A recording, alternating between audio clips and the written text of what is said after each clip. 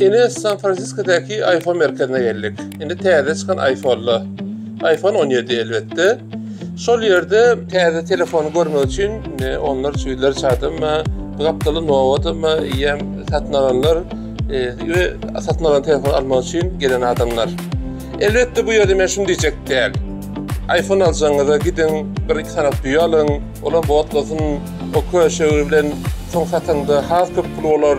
Ýa-da gardat iPhone alyp näme etjegen diýjek däl. Ýa-da tüýgüňizi, adamyňyzy iPhone alyp beripdi, azara goýmaňam diýjek däl. Täbi alsaga da, alana da nesip etsin. Her kim isteýänler, alýandyr, güýjetýändir. Elbette men mudama diýip gelişim ýaly. Her ýyl telefon satmak gerekmi?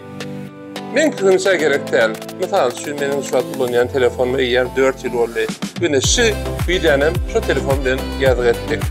Elbette yadığı var adamlar ve alan adını her yıl alıp kendi telefon alıp bilyanı görkezmek isteyen adamlar ya da hakikattanım şunu kullanmak isteyen adamlar yani dine liftte surat düşmek için ya video düşmek için elle hakikattanım iPhone peydalanıp sonundan girdesi alıp başlayan adamlar için elbette her yıl almak belki gereğe mutlular. Sebebi kurulun ki seyanetirle. Bu yerde din iPhone ne?